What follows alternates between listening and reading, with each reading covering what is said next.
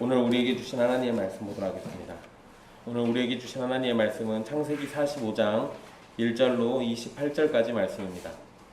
창세기 45장 1절로 28절까지 말씀입니다.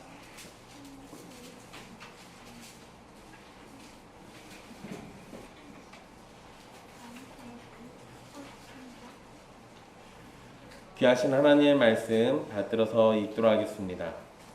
요셉이 시종하는 자들 앞에서 그 정을 억제하지 못하여 소리질러 모든 사람을 자기에게서 물러가라 하고 그 형제들에게 자기를 알리니 그때 그와 함께한 다른 사람이 없었더라. 요셉이 큰 소리로 우니 애굽 사람에게 들리며 바로의 궁중에 들리더라. 요셉이 그 형들에게 이르되 나는 요셉이라 내 아버지께서 아직 살아계시니까 형들이 그 앞에서 놀라서 대답하지 못하더라. 요셉이 형들에게 이르되 내게로 가까이 오소서. 그들이 가까이 가니 이르되 나는 당신들의 아우 요셉이니 당신들이 애굽의 판자라. 당신들이 나를 이곳에 팔았다고 해서 근심하지 마소서. 한탄하지 마소서. 하나님이 생명을 구원하시려고 나를 당신들보다 먼저 보내셨나이다. 이 땅에 2년 동안 흉년이 들었으나 아직 5년은 밭갈이도 못하고 추수도 못할지라. 하나님이 큰 구원으로 당신들의 생명을 보존하고 당신들의 후손을 세상에 두시려고 나를 당신들보다 먼저 보내셨나니 그런즉 나를 이리로 보낸 이는 당신들이 아니요 하나님이시라. 하나님이 나를 바로에게 아버지로 삼으시고 그 온 집의 주로 삼으시며 애굽 온 땅의 통치자로 삼으셨나이다. 당신들은 속히 아버지께로 올라가서 아뢰기를 아버지의 아들 요셉의 말에 하나님이 나를 애굽 전국의 주로 세우셨으니 지체 말고 내게로 내려오사 아버지의 아들들과 아버지의 손자들과 아버지의 양과 소와 모든 소유가 고센 땅에 머물며 나와 가깝게 하소서. 흉년이 아직 5해가 있으니 내가 거기서 아버지를 봉양하리이다. 아버지와 아버지의 가족과 아버지께 속한 모든 사람에게 부족함이 없도록 하겠나이다 하더라고 전하소서. 당신들의 눈과 내 아우 베냐민의 눈이 보는 바 당신들에게 이 말을 하는 것은 내 일이라. 당신들은 내가 애굽에서 누리는 영화와 당신들이 본 모든 것을 다 내 아버지께 아뢰고 속히 모시고 내려오소서 하며 자기 아우 베냐민의 목을 안고 우니 베냐민도 요셉의 목을 안고 우니라. 요셉이 또 형들과 입맞추며 안고 우니 형들이 그제서야 요셉과 말하니라. 요셉의 형들이 왔다는 소문이 바로의 궁에 들리매 바로와 그의 신하들이 기뻐하고 바로는 요셉에게 이르되 내 형들에게 명령하기를 너희는 이렇게 하여 너희 양식을 싣고 가서 가나안 땅에 이르거든 너희 아버지와 너희 가족을 이끌고 내게로 오라. 내가 너희에게 애굽의 좋은 땅을 주리니 너희가 나라의 기름진 것을 먹으리라. 이제 명령을 받았으니 이렇게 하라. 너희는 애굽 땅에서 수레를 가져다가 너희 자녀와 아내를 태우고 너희 아버지를 모셔오라. 또 너희의 기구를 아끼지 말라. 온 애굽 땅에 좋은 것이 너희 것임이니라. 이스라엘의 아들들이 그대로 할세 요셉이 바로의 명령대로 그들에게 수레를 주고 길 양식을 주며 또 그들에게 다 각기 옷 1벌씩을 주되 베냐민에게는 은 300과 옷 5벌을 주고 그가 또 이와 같이 그 아버지에게 보내되 순낙이 10필에 애굽의 아름다운 물품을 실리고 암낙이 10필에는 아버지에게 길에서 드릴 곡식과 떡과 양식을 실리고 이에 형들을 돌려보내며 그들에게 이르되 당신들은 길에서 다투지 말라 하였더라. 그들이 애굽에서 올라와 가나안 땅으로 들어가서 아버지 야곱에게 이르되 알리어 이르되 요셉이 지금까지 살아있어 애굽 땅 총리가 되었더이다. 야곱이 그들의 말을 믿지 못하여 어리둥절하더니 그들이 또 요셉이 자기에게 부탁한 모든 말로 그에게 말하매 그들의 아버지 야곱은 요셉이 자기를 태우려고 보낸 수레를 보고서야 기운이 소생한지라. 이스라엘이 이르되 조카도다. 내 아들 요셉이 지금까지 살아있으니 내가 죽기 전에 가서 그를 보리라 하니라. 아멘. 이 말씀은 살아계신 하나님의 말씀입니다.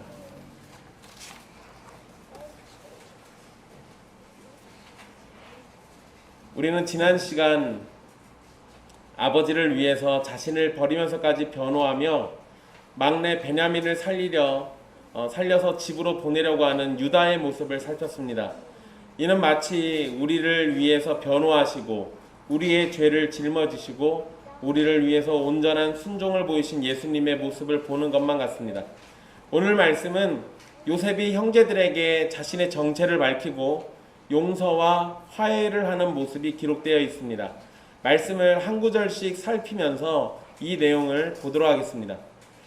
요셉의 형 유다의 이야기를 듣다가 요셉은 자신을 억제하지 못하게 됩니다. 그게 45장 초반에 기록된 말씀인데요. 지금껏 요셉은 종들을 통해서 형제들과 대화를 나눴습니다. 요셉은 히브리 말을 할 줄 모르는 애굽의 총리처럼 행동했기 때문입니다. 그러니까 형제들이 요셉이 바로 자기 앞에 있지만 이 애굽의 총리가 자기들 말을 못 알아듣는 줄 알고 자기들끼리 막 이야기도 하잖아요. 서슴없이. 그러니까 중간에 통역하는 사람을 거쳐가지고만 이해할 줄 알았는데 그런 상황으로만 지금 되어 있는 겁니다. 그런데 정을 억제하지 못하고는 직접 형제들과 대화를 나누기 위해서 종들을 다 물러가라고 소리를 질렀습니다. 이제 강력한 왕국을 다스리는 총리는 사라지고 언약가족의 사랑에 목마른 요셉만 남아있는 겁니다.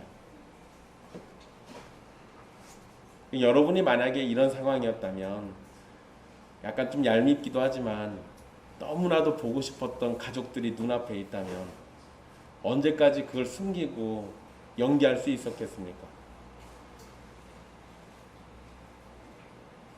이전에 요셉이 큰 소리로 울었다고 기록되어 있습니다.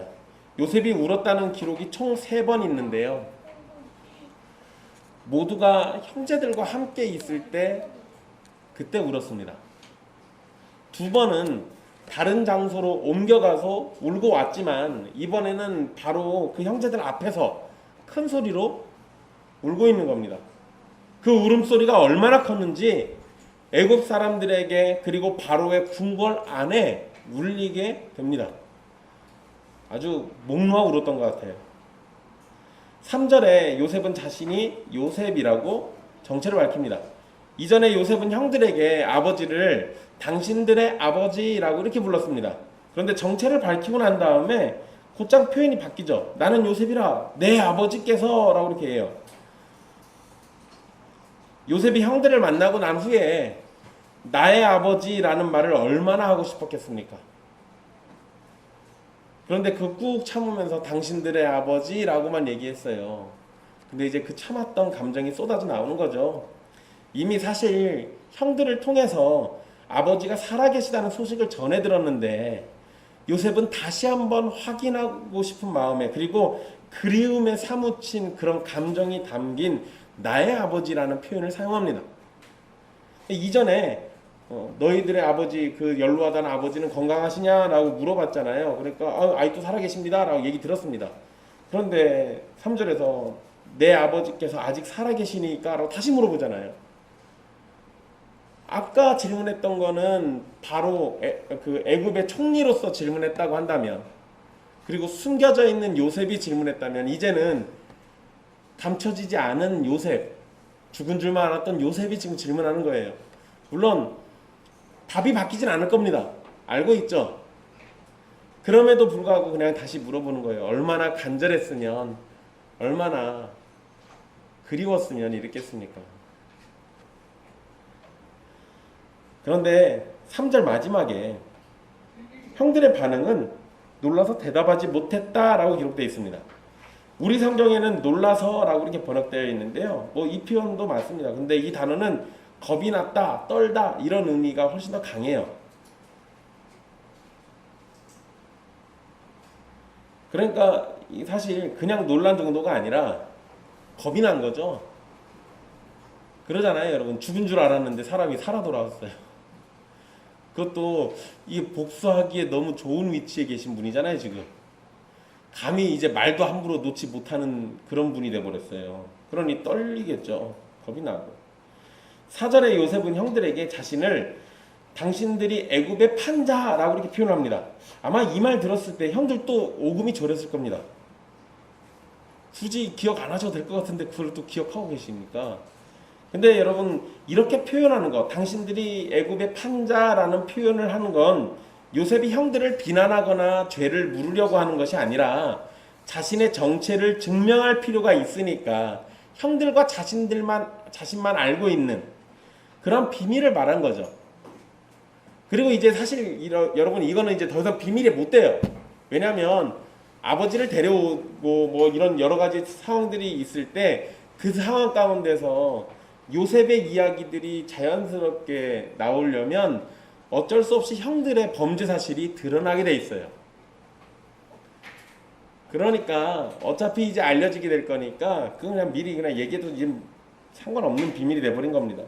어쨌든 3절에서 형들은 놀라서 대답하지 못하고 있었는데, 그래서 요셉은 자기 자신을 증명할 말까지 하고 있는데, 그러면서 요셉은 이제 그들을 향해서요 5절에 근심하지 마소서라고 말합니다.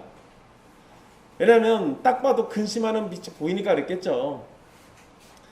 여러분 과거에 형들은 힘이 없고 혼자만 있는 요셉을 위기에 빠뜨렸었습니다. 그런데 이제 지금은 힘이 없던 그 동생은 힘이 생겼고, 예전에는 그냥 혼자였는데 지금은 바로의 궁궐 안에 있는 모든 병사가 다 요셉의 수하에 있는 거예요. 요셉이 그냥 손가락질 한 번만 해도 다 죽어요. 물론 근데 여러분 지금의 장면에는 여전히 혼자입니다. 다 내보냈잖아요.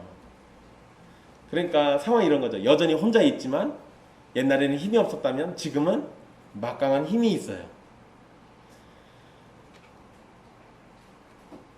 과거에는 형들이 요셉을 위기에 빠뜨렸다면 지금 요셉이 자신의 정체를 드러냈을 때는 역으로 형들이 위기에 빠진 꼴이죠. 그런데 여러분 형들은 위기에 빠졌던 요셉을 위로하는 말은 단 한마디도 한 적이 없습니다.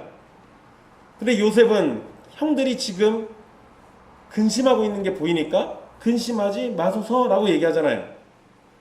과거의 일 때문에 분노로 요셉이 반응할지도 모르는 일인데, 그런데 그 동생이 걱정하지 말고 스스로에게 화를 내지 말라고 지금 말을 하고 있는 거예요. 그리고 5절 뒷부분의 요셉은 하나님이 생명을 구원하려고 자신을 형들보다 먼저 보내셨다라는 말을 합니다. 여러분 45장 5절, 7절, 8절에 반복해서 하나님께서 자신을 보내셨다라는 말을 요셉이 계속합니다. 창세기에서 가장 확실하게 하나님의 주권이 드러나는 본문이에요.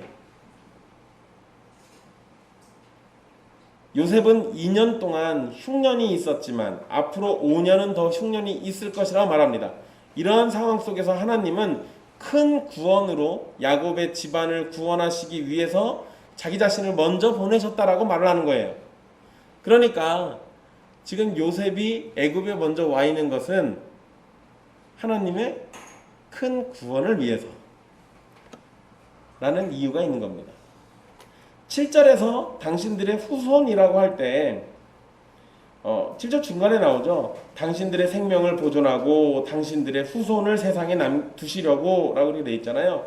근데 여러분 저 후손이라는 단어 저게 남은 자라는 의미예요.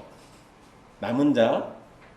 근데 이 단어는 예언서에서는 구원과 연관해서 매우 중요하게 사용된 단어입니다. 그래서 신학을 공부할 때 특별히 이사야 신학을 얘기할 때 이 남은 자 사상이라는 게 나와요. 그래서 하나님이 이 범죄한 이스라엘을 다 쓸어버리시는데 나무를 잘라버리시는데 나무 밑둥을 남겨두세요. 그리고 그 남은 밑둥에서부터 또는 남겨진 사람들로부터 다시 새롭게 시작하시는 걸 얘기해요. 남은 자 사상. 이거는 여러분 창세기에 남은 자라는 표현은 안 나오긴 하는데 이 비슷한 개념이 등장한 적이 있습니다. 노아 홍수 사건 때 사람들이 다 범죄했는데 싹 다 물로 다 밀어버리시고 노아와 그의 아들들은 남겨두시죠. 남은 자 사상이 그렇게 나오는 거예요. 그렇게 남겨둔 그들을 통해서 다시 시작하시는 거예요. 이거는 여러분 성경 중간중간에 등장을 합니다. 그래서 이 엘리야 선지자가 나중에 다 죽고 나만 있습니다. 그러니까 하나님 뭐라고 그러세요? 바알에게 무릎 꿇지 않은 7천을 내가 남겨두었다라고 얘기하시죠. 남은 자 사상이에요. 그런 개념들이 계속 등장합니다. 이거는 여러분 초대교회 때도 비슷하게 적용됩니다. 그리고 이거는 바로 이런 남은 자 사상은 오늘날 우리에게 적용한다면 수많은 교회들이 막 넘쳐나게 있을지 모르지만 실제로 하나님의 남은 자들은 언제나 역사 속에서는 소수였어요. 그래서 이 개념이 조금 더 그냥 확장하자면 예수님이 좁은 문으로 들어가라고 하신 것과 연관되기도 합니다. 왜냐하면 넓은 문으로 가는 길, 그쪽으로 가는 사람들은 많아요. 항상 많습니다. 좁은 문으로 가는 사람들은 숫자가 적어요. 항상 그렇게 해서 남은 자들을 두시는 거예요. 어쨌든 여기에서 이 후손이라는 단어는 남은 자라는 의미인데 이게 구원과 연관해서는 항상 굉장히 중요한 의미로 사용됩니다. 이 본문에서도 남은 자가 구원과 함께 지금 사용되고 있으니까 요셉을 통해서 나타내신 하나님의 목적이 하나님의 남은 백성들을 위기 속에서 구원하시기 위함이라고 설명할 수 있는 거예요.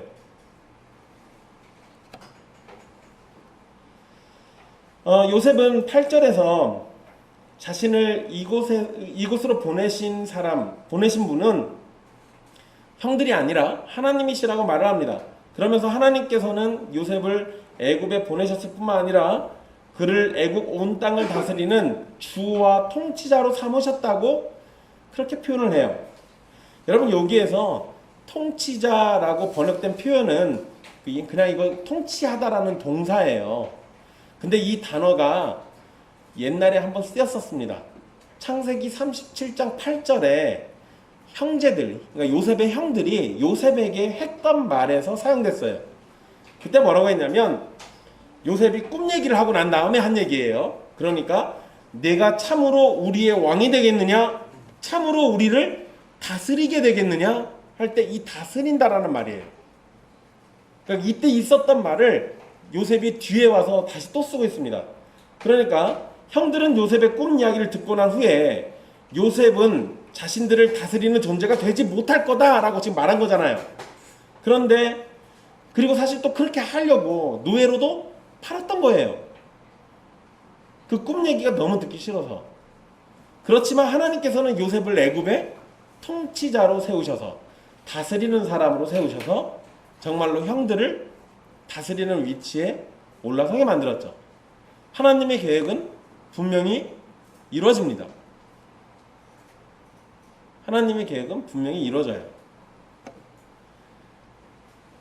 요셉의 형들은 하나님 앞에 범죄를 저질렀었습니다.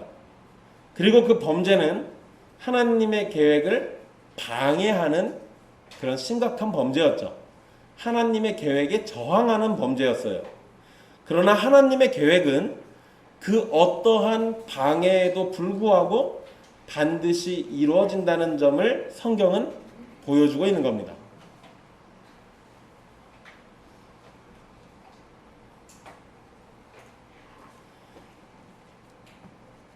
피조물들은 각자 자신들의 위치에서 자신들의 일을 하죠. 어느 피조물이나 다 마찬가지입니다. 뭐 게을러 터진 사람도 자기 위치에서 그 게으른 일을 하고 있는 거예요. 그런데 하나님께서는 그러한 피조물들의 자유를 폭군처럼 독재자처럼 짓누르시지 않아요. 제가 지금 무슨 얘기를 하려고 그러냐면 하나님의 주권에 대한 얘기를 해드리려는 겁니다. 사람들은 하나님의 주권 얘기가 나오면 대번에 뭔 얘기를 하냐면 하나님이 모든 걸 다 통치하시고 다스리시니 사람은 그저 무엇과 같다. 로봇과 같다. 그냥 우리 운명은 그냥 정해진 거 아닙니까? 이런 얘기예요. 여러분 뭐 넓게 보면 우리 운명이 정해진 게 틀린 말은 아니에요. 하나님 다스리신 대로 되는 거니까. 그런데 그런 식으로 운명론적으로 받아들여서 아무것도 하지 말라는 게 성경의 가르침이 아니에요.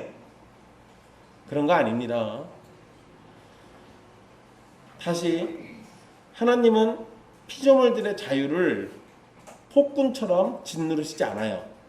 자신의 뜻을 위해서 피조물들을 로봇처럼 다루시지도 않고 오히려 자유롭게 놔주시고 계신 것처럼 보이기까지 합니다. 마치 하나님은 아무런 개입도 하시지 않는 것처럼 보이기도 해요. 그러나 대부분의 피조물들은 하나님의 뜻을 따르기보다는 하나님의 뜻을 거슬러서 하나님을 대적하는 자리에 서게 됩니다. 그러니까 자유롭게 내버려 두면 모든 피조물들은 하는 일이 다 뭐라는 거예요? 하나님께 온 힘을 다해 불순종한다는 거예요. 하나님의 어떤 계획이 있어요. 엉겁결에 소 뒷걸음질 치다가 쥐잡듯이 그냥 엉겁결에 하나님 뜻을 따를 수도 있긴 한데, 대체로 인간들은 하나님의 뜻과는 상관없이 살아요. 그런데 그런 하나님 앞에 인간은 그냥 불순종하는 모습을 보이지만, 요셉의 형들처럼 그들의 범죄조차도 하나님의 뜻을 위해서 사용되는 것을 발견하게 될 것이고, 그러한 하나님의 일하심을 깨닫게 되었을 때 죄인들은 변화를 겪게 됩니다.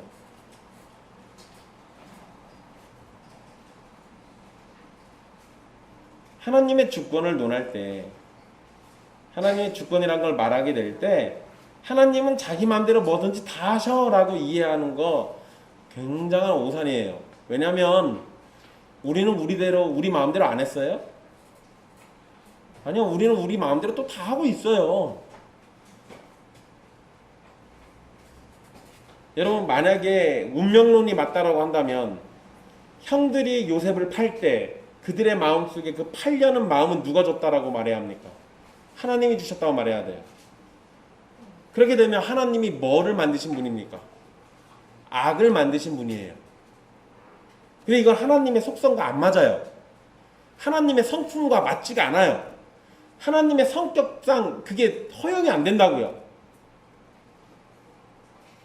그 하나님은 뭘 하시는 거냐면, 하나님은 인간들, 피조물들이 자기들의 의지를 따라서 자기들이 어떠한 죄를 지을 때 그거를 때로는 억제하시기도 하지만 그것을 허용하시기도 해요. 그렇다고 해서 하나님의 주권과 하나님의 뜻과 계획이 무너져 내리는 게 아니라, 그렇게 허용하는 가운데서도 하나님의 뜻대로 모든 것이 되어져 간다는 게 성경의 가르침이라는 거예요. 형들은 요셉을 죽이도록 미워했고, 처음에는 죽이려고 했지만 결국 나중에 팔았잖아요. 그러면서 그들의 계획이 뭐였습니까? 통치자가 되지 못하도록 하겠다 했어요. 하지만 지금 요셉의 형들은 어떻게 하고 있습니까? 여러분, 우리가 45장 오늘 읽어서 그렇지 44장의 마지막은 뭐였어요? 형들이 요셉 앞에서 무릎 꿇고 절하고 있었어요. 자기 동생 베냐민 살리겠다고. 그러면서 요셉의 처분만 기다리고 있었잖아요. 요셉의 다스림 앞에 굴복당하고 있는 거잖아요. 재밌지 않습니까? 요셉의 형들은 그걸 반대했으나 하나님의 계획대로 모든 일이 되어진 거예요. 만약에 요셉의 형들이 그러면 하나님의 계획에 방해가 되지 않았고 하나님 앞에 범죄하지 않았다면 어땠을까요? 요셉의 형들이 마음씨가 너무 착해가지고 요셉을 팔 마음을 눈꽃만큼도 갖지 않았다면, 그러면 그때는 아니 안 되는데, 누군가 요셉 팔아야 하는데, 이러면 하나님의 계획이 안 되는데, 이럴까요? 아니요, 그럴 리가 없어요.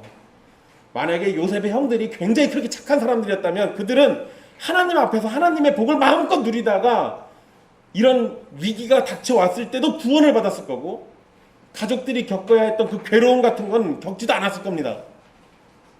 어쨌든 요셉의 형들이 범죄를 하든 하지 않았든 요셉은 형들보다 더 높은 위치에서 다스리는 자가 되었고, 하나님의 계획은 이 기근 속에서, 이 흉년 가운데서 야곱의 자손들이 살아남는 거예요. 그것은 반드시 이루어졌을 겁니다. 하나님의 절대 주권을 따라 모든 일이 되어진다는 진리를 마주대할 할 때, 그런다면 우리는 순종의 자리에 있는 게 좋을까요? 어차피 되어질 거니까 마음대로 사는 게 좋을까요? 여러분, 여기에서 신자와 비신자가 갈리는 거예요. 어차피 하나님의 뜻대로 다 될 거니까 그냥 마음대로 그냥 살다가 뭐 하나님 뜻대로 될 건데 뭘, 이렇게 믿는 사람들은 하나님의 선택과 은혜라는 그 테두리 안에 없을 가능성이 훨씬 더 높은 겁니다. 하나님의 은혜를 경험한 자라면, 하나님의 주권을 느끼면 느낄수록 그분 앞에 순종하기를 더 기뻐하겠죠. 그게 정상이에요. 그게 정상이라고요. 요셉의 형들을 보십시오. 어차피 하나님의 뜻대로 되었지만 요셉이 정체를 밝히기 전까지 하나님 앞에 저지른 범죄 때문에 괴로움을 겪어야만 했습니다. 하나님의 주권을 인정하는 신자라면 마음대로 사는 그런 인생이 아니라 순종하는 것이 우리에게 더 좋고 더 낫다라는 것을 쉽게 알 겁니다. 그러니 여러분에게 간청드리기는 방종의 자리에 서지 마시고 여러분들의 인생을 여러분들의 뜻대로 마음대로 살려고 하지 마시고 여러분을 쳐서 복종시켜서 하나님의 뜻대로 살기를 기뻐하십시오. 여러분들이 불순종하면 할수록 하나님의 주권은 여러분들에게 괴로움으로 다가옵니다.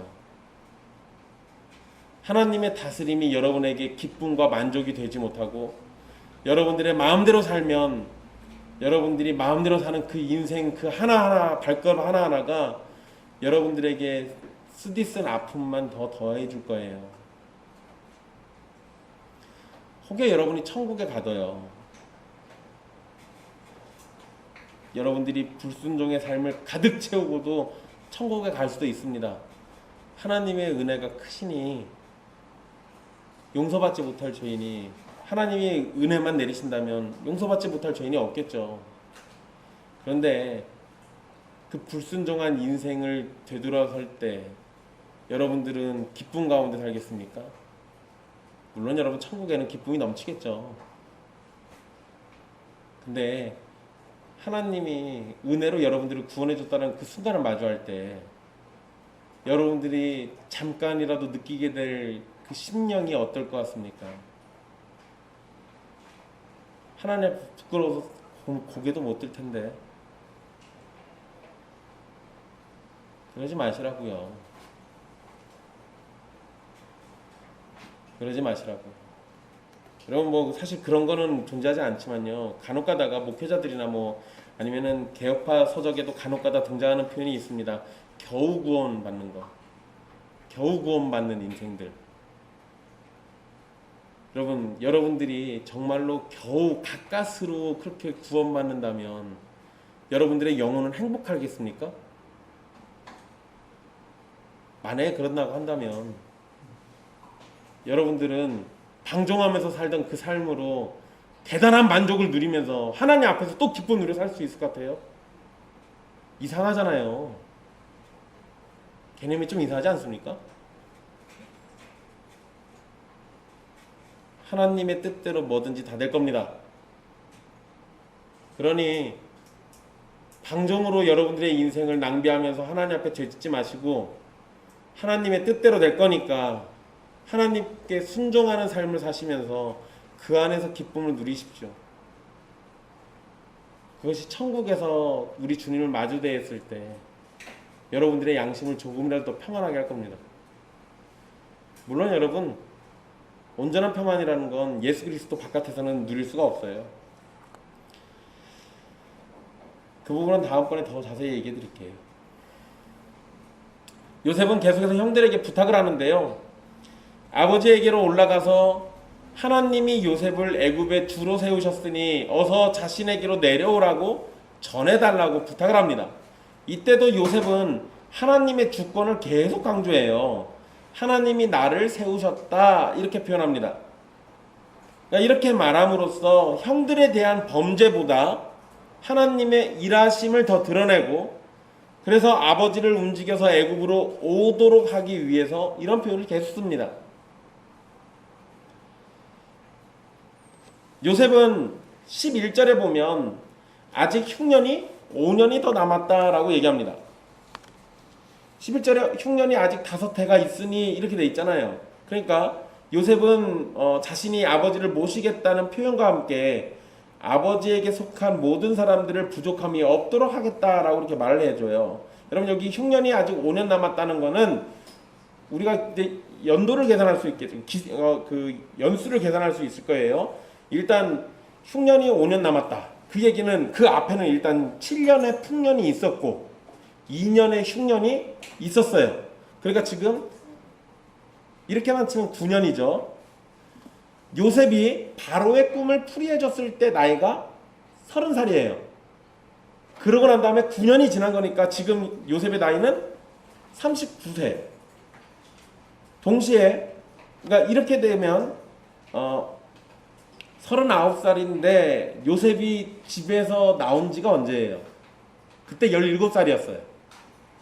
그러니까 집에서 나와가지고 형들 손에 팔려서 지금까지 시간이 22년입니다. 요셉은 22년 전에 아버지와 헤어졌는데 22년이 지난 때에 요셉의 꿈은 성취됐고 그 꿈은 하나님의 큰 구원과 일하심을 보여주는 것이었음을 드러내고 있어요. 여러분 22년이 짧은 세월입니까? 긴 세월입니까? 좀 많이 길죠. 많이 길어요. 여기 앉아있는 사람들 중에 3분의 1은 22년이라는 걸 경험해 본 적이 없어요. 다 그것보다 못 사셔가지고. 여러분 22년이라는 세월이 짧지 않은데 근데 여러분 그 시간이 흘러서 경험된 일들을 종합해 보니까 하나님의 큰 구원하심과 일하심이 있었다. 자기 백성들과 그들의 남은 자들을 보호하실 그러한 계획이 하나님에게 있었다라는 게 알려진 거예요. 22년 만에. 요셉은 형들이 자신을 못 알아보는 것 같아서 12절에 재미난 표현을 쓰죠. 당신들의 눈과 내 아우 베냐민의 눈이 보는 바 당신들에게 이 말을 하는 것은 내 입이라. 그러니까 당신들과 내 아우 베냐민이 눈으로 보는 것처럼 내가 지금 직접 말하고 있다고 말하면서요. 통역이 필요한 애굽 사람이 아니라 통역 없이도 얼마든지 대화를 나눌 수 있는 언약의 가족인 히브리 사람 요셉이라는 걸 지금 강조하는 겁니다. 그러면서 13절에 다시 형들에게 아버지에게 소식을 전해달라고 또 부탁을 해요. 이때 요셉은 형들에게 자신이 애굽에서 누리는 영화를 아버지에게 말해달라고 부탁합니다. 여러분 여기에서는 영화는 영광을 의미하죠. 영광. 8절에서 애굽의 온 땅의 치리자, 또 9절에서는 애굽 전국의 주라고 이렇게 표현을 했어요. 이렇게 말하는 것들이 다 여기에 포함됩니다. 이 영광에 포함돼요. 하나님께서 복을 주셔서 영광스러운 위치에 오르게 되었고 기근이라는 위기 속에서도 구원을 받을 수 있다라는 걸 계속 강조합니다. 그런데 요셉이 지금 강조하는 거에 하나님의 일하심이라는 게 일단 1순위예요. 이 부분을 잘 기억하셔야 돼요. 이거를 이상하게 요셉이 꿈을 꿔서 이렇게 됐다로 결론을 내는 경우들이 있습니다. 아니 그게 아니라 요셉이 지금 말하는 거에서 강조점은 하나님이 그렇게 하셨다예요. 그러니까 요셉이 내가 꿈을 꾸고 내가 열심히 성실하게 내가 아주 착실하게 이렇게 해가지고 이게 된 게 아니라 다 하나님이 하셨다. 이 부분을 놓치면 안 되는 겁니다.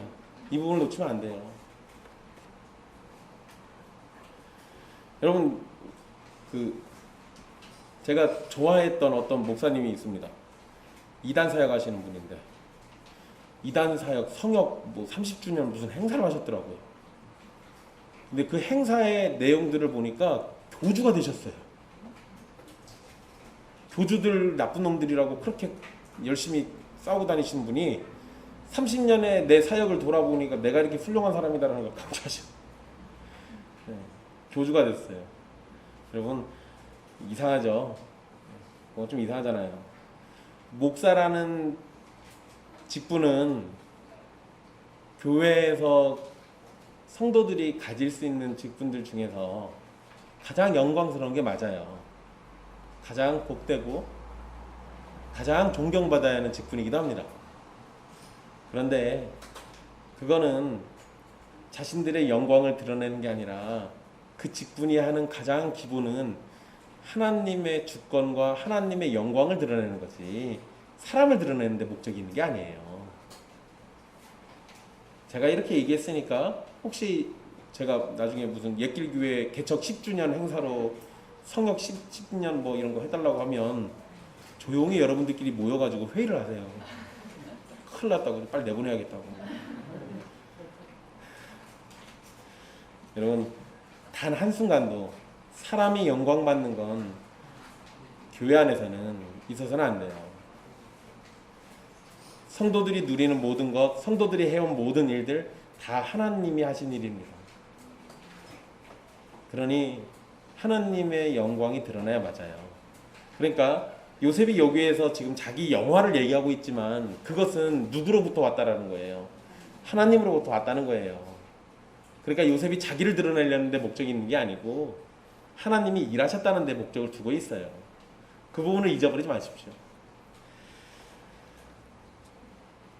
그런데 요셉이 살아있다, 그리고 또 요셉의 영광이 이렇다, 이걸 전하려면 요셉이 애굽에 어떻게 내려가는지에 대한 나쁜 소식도 전해야죠.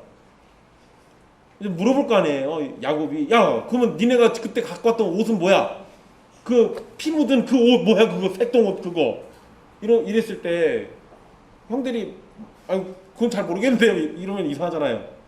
그러다가 뭐 모른 척하고 넘어갈 수 있는데, 여러분 이후에 야곱이 애굽에 내려가서 17년을 더 살아요. 17년 사는 동안 요셉이 말실수해가지고, 아 그때 형들이 팔았을 때 정말 저 서운했습니다 이러면 밥 먹다가 그런 얘기로 나와요. 이제 그럼 이제 이게 곤란해지잖아요. 이럴 때는 어떻게 해야 돼요? 매는 먼저 맞아야 돼요. 빨리 이실 짓고 얘기해야죠. 그러니까 여러분, 가족의 온전한 화해와 회복을 위해서는 어렵지만 공개적인 고백이 필요할 때도 있어요. 그러니까 이제 형들에게는 아버지 앞에 자신들의 죄를 공개적으로 고백해야 할 때가 온 거예요. 물론 여러분, 공개적으로 고백했다가 더 큰 문제가 발생하는 경우도 있습니다. 그럴 때는 굳이 그거를 안 밝혀도 돼요. 뭐 예전에 우리 막 형제들끼리 얘기하다가 무슨 뭐 예전에 내가 뭐 바람을 폈다는 뭐 이런 거를 뭐 아내한테 얘기해도 되냐 뭐 이런 얘기가 나온 적 있어요.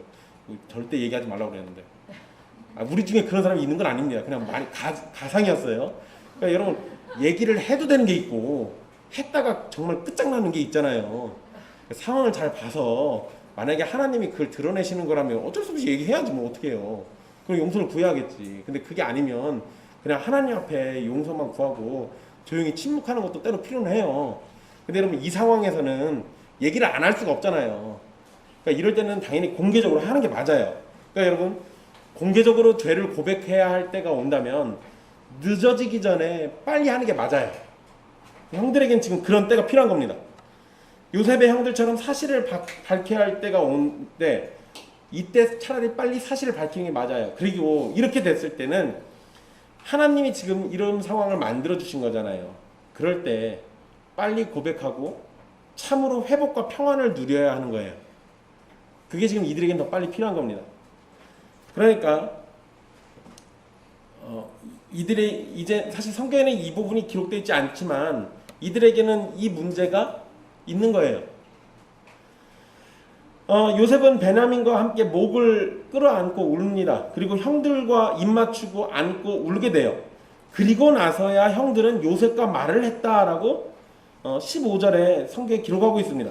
그러니까 형제들의 화해가 이루어지는 장면이죠. 요셉은 형들과 화해했습니다. 이 장면에서 요셉은 분명히 완전히 형들을 용서했어요. 그리고 화해했습니다. 그렇지만 형들에게는 요셉을 향한 두려움이 남아있습니다. 어쨌든 요셉은 형들을 분명히 용서했어요. 그리고 원문을 보면 43장에서 44장에 이 기록된 표현들을 보면은 형들을 죄다 그들이라고 부르고 있어요. 근데 45장에는 이제 그의 형제들 또는 요셉의 형제들이라고 기록되어 있습니다. 그러니까 창세기를 기록한 모세도 43장, 44장에는 약간의 이 관계가 떨어져 있는 거지만 45장에는 형제들의 사이가 용서로 이루어진 회복된 관계라는 걸 강조하고 있는 거죠. 그런데 용서와 화해가 이루어지는 장면에서 주된 핵심이 하나 있죠. 그게 뭐냐면 제가 지금 오늘 계속 강조한 게 뭐였습니까? 하나님의 주권이에요. 여러분, 용서와 화해가 이루어지는 이 장면에서도 하나님의 주권이 강조되는 겁니다. 앨런 로스라는 신학자가 이렇게 이 부분을 설명해 놨습니다. 화해는 용서를 통해 오고 용서는 하나님의 주권을 인정함으로 온다. 상대방으로부터 부당한 일을 당한 사람이 하나님의 시선으로 사물을 바라볼 수 있을 때, 하나님께서 계획하신 대로 그것들을 인식할 수 있을 때, 그리고 긍휼과 용서의 근거로 그 깨달음을 전달할 수 있을 때 비로소 화해가 가능해진다. 물론 여러분, 모든 화해가 이걸 전제하고 있는 건 아니에요. 그런데 지금 이 장면에서 화해는, 생각해 보세요. 요셉 입장에서 지금 자기가 몇 년 고생한 거예요? 22년을 고생했어요. 아버지의 품을 강제로 떠날 수밖에 없는 상황에서 22년이라는 세월, 그 중에서 9년은 그래도 좀 살만했습니다. 애굽의 총리로 지냈으니까. 그러면 13년이라는 노예와 죄수의 생활은 뭘로 보상받아요? 만약에 하나님의 주권 이런 거 아무런 관심도 없고 그냥 형들 향한 복수만 가지고 있었다면 용서와 화해가 이루어질까요? 근데 여러분, 요셉이 지금 계속 강조하는 게 하나님이 이렇게 하셨어요 라잖아요. 그러니까 하나님이 하셨다라는 게 강조가 되니까 형들이 자기에게 했던 잘못된 일들도 하나님의 계획을 위해서 그게 쓰임 받았으니까 용서가 되는 거예요. 그래서 용서가 되는 거라고요. 그러니까 시선을 사람의 감정의 메인 시선이 아니라 하나님의 계획과 하나님의 성품을 따른 시선으로 바꾸고 나서, 그리고 나서 돌이켜 보니까 이게 다 용서가 되는 거예요. 다 이해가 되기도 하고요. 다 용납이 되기도 하는 겁니다. 이렇게 안 하면 화해 같은 건 존재하지 않아요. 복수밖에 안 남겠죠. 복수심을 마음에 품는 사람에겐 하나님의 주권은 의미가 없습니다. 우리의 삶을 가득 채운 하나님의 손길을 느낀다면 모든 사건 속에서 하나님의 일하심을 보게 되고, 따라서 자신에게 잘못한 사람들을 용서할 줄도 알게 되는 거예요. 물론 죄를 지은 자들이 회개하지 않는다면 하나님께서는 적절한 방식으로 그들의 죄를 심판하실 겁니다. 성경은 복수할 것을 명령할까요? 명령하지 않을까요?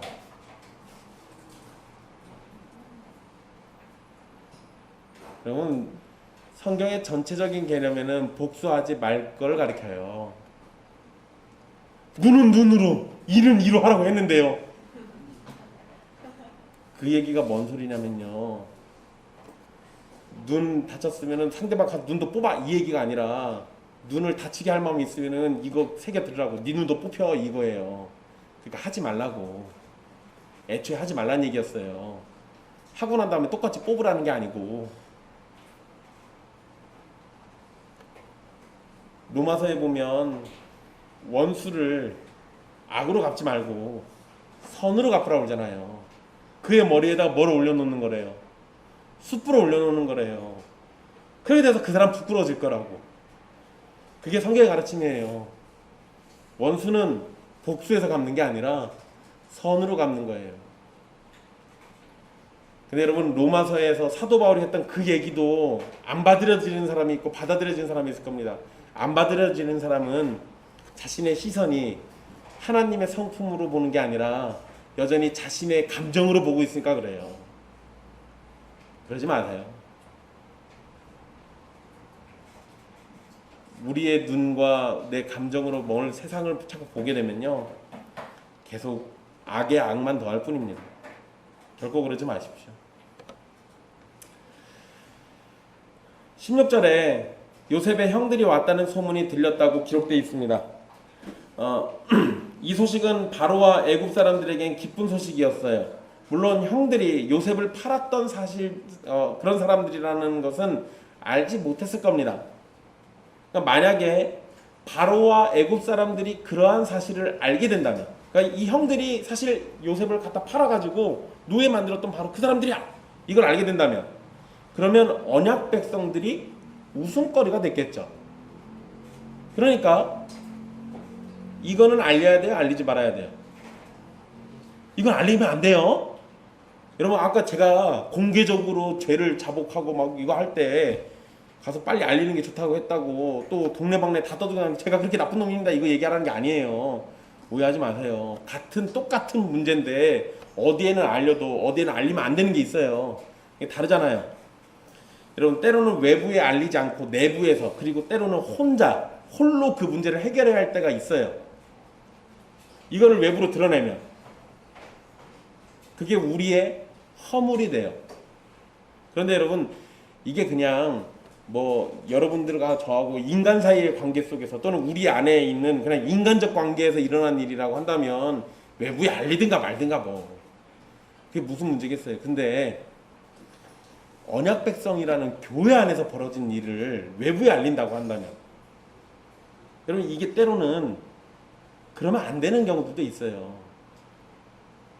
여러분 성경에는 신자들이 세상 법정에 재판하라고 얘기합니까? 하지 말라고 얘기합니까? 하지 말라고 얘기하죠. 거기에 전제가 그거예요. 세상을 심판해야 할 우리가 세상으로부터 심판 받으니까 안 된다는 겁니다. 똑같은 논리예요. 언약 백성들은 철장으로 만국을 다스릴 자들이에요. 그게 우리를 향해서 하는 말입니다. 그런데 그런 우리가 세상 사람들에게 비웃음거리가 된다? 이러면 이상하잖아요. 그러니까 그런 일이 벌어지지 않도록 사실 먼저는 우리가 범죄하지 않도록 우리를 단속해야 하고 그리고 우리 안에 어떤 범죄가 일어났을 때는 우리 안에서 해결하는 거예요. 그걸 끄집어내서 바깥으로 가지고 나가가지고 하는 게 아니라 물론 여러분 이해는 됩니다. 대부분 세상 법정으로 나가는 교회 안에서의 분쟁은 교회 안에서 이 법대로 원칙대로 하나님의 말씀을 따라 처리가 안 되는 경우들이 많기 때문에 세상 법정으로 나가는 일들이 많아요. 그럼 여러분 그러면 그런 상황에서 우리가 먼저 회복해야 할 건 뭐예요? 우리가 성경의 원리에 따라 교회의 질서에 따라 되어져 가는 교회가 돼야 돼요. 그리고 난 다음에 그렇게 문제를 처리하면 되는 겁니다. 이 부분을 못하니까 우리가 자꾸 세상으로 나가요. 이상한 일이지. 계속 보시죠. 바로는 요셉에게 자신의 말을 전달하도록 하는데요. 여러분 이게 참 재미난 겁니다. 그 17절에 보면 바로는 요셉에게 이르되 내 형들에게 명령하기를 이렇게 얘기하잖아요. 그러니까 이전에 요셉은 형들과 자신 사이에 통역을 뒀었어요. 형들을 속이려고. 근데 지금은 바로와 형들 사이에 요셉이 통역을 맡고 있습니다.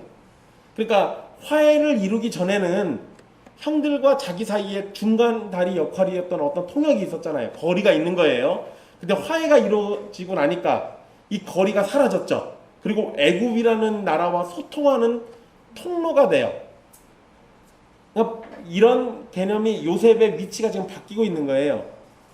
바로는 양식을 가지고 가나안 땅에 가서 아버지와 가족들 다 데리고 나옵니다. 그리고 바로는 18절과 20절에 애굽의 좋은 땅 또는 애굽 땅의 좋은 것 이런 걸 언급하면서 요셉의 형제들을 후하게 대접을 하고 있어요. 아브라함을 축복하면 하나님께서 복을 주신다고 하셨는데 바로는 아브라함의 후손을 축복했고 그래서 이후에 하나님께서는 바로에게 복을 내리십니다. 그래서 애굽이 강대국이 돼요. 요셉의 형제들은 바로가 말한 대로 그렇게 준비를 했고 요셉은 바로의 명령을 따라 수레를 주고 길에서 먹을 양식도 줍니다. 그러면서 22절에 보면 형제들에게 각기 옷 한 벌씩을 주고 베냐민에게는 은 300과 옷 5벌을 줍니다. 과거 형들은 요셉의 옷을 벗겼죠. 요셉은 그런 형들에게 옷을 선물로 줍니다. 요셉이 형들을 용서하고 사랑한다는 증거가 바로 그거예요. 옷을 준 거. 요셉의 옷을 벗겼을 때 형들은 죽일 생각이었잖아요. 요셉의 옷에 피를 묻히고 아버지를 속였을 때 형들은 요셉을 팔고 돈을 벌었습니다. 요셉에게 있어서 옷은 고난의 증거예요. 이후에 또 이 애굽 여인이 옷 잡아 당겨가지고 또 그 옷 가져가고 또 이래 문제 터졌었잖아요. 요셉에게 있어서 옷은 고난의 증거예요. 근데 그 시작이 누구로부터 시작된 겁니까? 형들로부터 시작이었어요. 그런데 그 형들에게 갈등, 고난의 이유가 되었던 옷을 준 것은 확실히 용서했다는 증거가 됩니다. 물론 여러분 베냐민에게 5배나 더 줬어요. 그거는 더 큰 사랑과 친밀함을 표현하는 거예요. 근데 여러분 요셉이 이렇게 해도 겁이 안 났을 겁니다. 왜냐하면 이전에 이미 5배나 더 많은 음식을 줬을 때도 형들이 함께 먹고 함께 즐거워했던 적이 있어요. 그러니까 이제 베냐민한테 5배 더 준다고 해가지고 형들이 그것 때문에 시기하거나 이러지 않을 거라는 걸 확신해요. 그러니까 옷도 5배를 준 겁니다. 그런데 여러분 요셉이 형제들을 가나안으로 보내려고 준비를 다 마치고 난 다음에 특이한 말을 합니다. 그게 24절에 기록되어 있어요. 당신들은 길에서 다투지 말라. 여러분 지금 분위기 좋잖아요. 근데 가다 말고 싸울 일이 뭐가 있어요? 근데 여러분 여기에서 이 다투다라는 의미로 번역된 단어가 동요되다, 떨다, 두려워하다라는 의미예요. 이 단어는 기본적으로 다투다라는 의미로 사용된 적이 한 번도 없습니다. 그러니까 여기에서는 번역상에 약간 문제가 있는 것 같아요. 이건 다투다로 번역하기보다 두려워하다는 의미, 떨다라는 의미로 이해하는 게 훨씬 더 좋습니다. 그러면 이게 사실 앞뒤 문맥도 좀 이해가 돼요. 그러니까 바꿔서 읽어보면 가는 길에 두려워하지 말라예요. 요셉이 이렇게 말하는 건 형들 입장에서 요셉이 형제들의 뒤를 쫓아 군대를 보낼까봐 두려워했을 가능성도 있기 때문에 그래요. 왜냐하면 형들은 여전히 두려워하고 있거든요. 그 두려워하는 게 계속 있어요. 언제까지 있냐면 17년 뒤까지 있어요. 오랜만에 만나서 반갑기는 했는데 그래서 요셉이 막 갑자기 다 용서했습니다 하면서 막 끌어안고 울었는데 요셉이 형들 다 보내고 난 다음에 보내고 나서 가만 생각해 봤더니 이 인간들 갑자기 옛날 생각이 확 나네 그냥. 그래가지고 잘 가라고 해놓고 뒤통수 치듯이 군대를 보내서 죽일 수도 있잖아요. 여러분 이거 약간 좀 누구랑 비슷하지 않아요? 누구요? 나중에 여러분 바로가 이스라엘 백성들 다 가라 해놓고는 뒤따라 뭘 보내요? 군대 보내요. 죽이겠다고. 이상하죠? 근데 여러분 여기에서는 그럴 일이 없어요. 왜냐하면 이렇게 가라고 보내준 사람이 누구예요? 언약 바깥에 있는 사람이 아니라 언약 백성인 요셉이 보낸 거예요. 그러니까 이거 걱정할 일이 아니에요. 갑자기 옛날 일 떠올라서 복수할지도 모른다는 그 두려움, 그런 게 생길지도 모르기 때문에 그러니까 집으로 돌아가는 길에 두려워하지 말라라고 말하면서 형제들을 안심하고 있는 거예요. 나는 절대 그럴 마음이 없다라는 걸 얘기하는 거죠. 요셉은 정말로 용서를 했다는 증거가 이렇게 드러나는 겁니다. 근데 앞에서 말씀드린 것처럼요, 재미있는 건 요셉은 이렇게까지 했는데도 형제들을 훗날 계속해서 두려워해요. 야곱이 죽고 난 다음에, 그러고 난 다음에 형제들끼리 모여가지고 요셉이 복수하지 않을까라는 두려움에 빠집니다.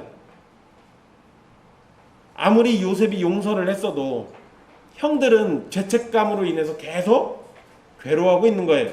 여러분 이게 참 재미난 거예요. 아주 완벽하게 용서를 받은 것 같은데 사실 여러분 이 정도면 진짜 완벽한 거 아니에요. 그렇잖아요. 그런데도 형들은 계속 이 죄책감, 두려움에 빠져 있어요. 근데 여러분 이것도 약간 우리랑 뭐 비슷하지 않아요? 여러분 구원받으면 여러분들은 한치의 흔들림 없이 구원의 확신으로 가득 차 있습니까? 아니요, 그러지 않아요. 우리들의 믿음이 흔들리는 갈대와 같아서 어쩔 때는 구원의 확신으로 가득 차 있다가 어느 순간에는 나 같은 게 구원받은 게 진짜일까? 라는 의심이 들기도 하고 오락가락하죠. 여러분 성경의 가르침도 요셉이 형들에게 한 말과 똑같습니다. 두려워하지 말 것은 우리를 구원하시는 이는 우리의 공로와 우리의 노력과 우리의 수고가 아니라 그림자가 없으신, 변함이 없으신, 졸지도 주무시지도 않는 그 삼위 하나님으로부터 된 구원이에요. 그러니까 두려워할 이유가 전혀 없는 겁니다.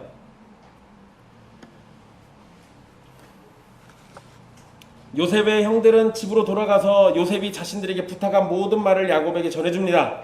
야곱은 요셉이 살아있고 애굽에서 기다린다는 말을 듣고 처음에는 놀랬지만 곧 자신의 아들 요셉이 살아있으니까 이제 조카도다라는 표현을 해요. 그게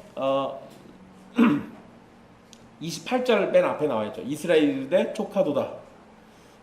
야곱은 요셉에 이어서 베냐민까지 잃어버릴까봐 두려워했었습니다. 베냐민까지 잃어버린다면 자신의 이 텅 빈 마음을 달랠 길이 없었기 때문에 그랬어요. 이해는 됩니다. 인간적으로 얼마든지 이해는 돼요. 그런데 죽은 줄 알았던 요셉이 살아있음을 듣게 됐잖아요. 그리고 난 후에 보세요. 이게 참 재밌어요. 텅 빈 마음을 앞에서 얘기했었던 그 사람이 지금은 풍족하다라고 얘기해요. 족하도다라고 얘기해요. 하나님의 일하심 때문에 야곱은 다시금 가득 채워지고 기쁨으로 힘이 샘솟게 됩니다. 이게 하나님의 일하심이에요. 아무런 소망도 없는 노인처럼 보였던 야곱이 하나님께서 주권적으로 하신 일로 인해서 힘을 얻게 됩니다. 우리도 마찬가지로 아무런 소망도 기쁨도 미래가 없어 보일지 몰라도 하나님의 일하심을 통해서 세상이 줄 수 없는 힘과 평안과 기쁨을 누릴 수 있습니다. 오늘 말씀에서 우리는 요셉이 자신의 정체를 밝히고 용서와 화해가 이루어지는 장면을 보게 됩니다. 또한 잃어버렸던 아들이 살아있다는 소식을 듣고 힘이 샘솟는 야곱을 보게 됩니다. 야곱의 가족, 언약가족이 용서와 화해 그리고 소생이라는 이 모든 것들을 경험하게 되는 배경에는 무엇이 있습니까? 바로 하나님의 주권이 있어요. 하나님의 일하심, 하나님의 손길이 가족들의 범죄와 타락과 고통을 선하게 사용하셔서 큰 구원을 이루신 일이 있습니다. 이사야 14장 24절에 이렇게 기록하고 있습니다. 만군의 여호와께서 맹세하여 이르시되 내가 생각한 것은 반드시 되며 내가 경영한 것은 반드시 이루리라. 또 이사야 14장 27절에 이렇게도 말씀합니다. 만군의 여호와께서 경영하셨은즉 누가 능히 그것을 패하며 그의 손을 펴셨은즉 누가 능히 그것을 돌이키랴. 아무도 그럴 자가 없다는 거예요. 하나님께서 정하시고 계획하신 일은 어느 누구도 방해하고 막을 수가 없습니다. 전능하신 하나님의 정하신 일은 반드시 이루어지는 거예요. 형제가 형제를 팔고 요셉이 애굽의 노예와 죄수가 되는 고난의 일을 통해서 하나님께서 큰 구원의 일을 이루실 거라고 누가 생각할 수 있었겠습니까? 이런 생각은 사람들의 머리에서 나온 거 아니에요. 하나님이시니까 가능한 거죠. 여러분 이사야 55장 8절 9절에 이렇게도 말씀합니다. 이는 내 생각이 너희의 생각과 다르며 내 길은 너희의 길과 다름이니라. 여호와의 말씀이니라. 이는 하늘이 땅보다 높음 같이 내 길은 너희의 길보다 높으며 내 생각은 너희의 생각보다 높음이니라. 여러분 우리는 이걸 생각하지 못한다고요. 근데 하나님의 생각은 우리보다 훨씬 더 높아서 우리는 도저히 불가능할 것 같은 일들이 하나님의 계획 안에서 하나님의 뜻을 쫓아 다 이루어진다고요. 예수님의 제자인 가룟 유다가 마지막 만찬 자리에 있었습니다. 그렇죠? 주님께서 친히 떡과 포도주를 나눠주시고 복을 주신 자리에 가룟 유다가 함께 있었어요. 그런데 그는 그날로 예수님을 파는 사람이 됩니다. 그리고 예수님께서 바로 그 자리에서 인자는 이미 작정된 대로 가거니와 그를 파는 그 사람에게는 화가 있으리로라고 말씀도 하셨어요. 유다는 자신의 악한 행동에 대해서 책임을 져야 하지만 하나님께서는 그 악한 행동을 사용하셔서 구원 계획을 성취하셨어요. 유다는 예수님 곁에서 큰 은혜를 누린 게 맞는데 그가 어떻게 예수님을 파는 사람이 됐는지 이해할 수는 없습니다. 근데 여러분 성경에 그러면 가룟 유다만 못된 제자 만들고 나머지 11명은 아주 훌륭한 제자 만들어놨습니까? 아니요. 예수님이 군병들에게 끌려가실 때 제자들 다 어디 갔어요? 다 도망갔어요. 가룟 유다만 나쁩니까? 아니요. 다 같이 한결같이 나빠요.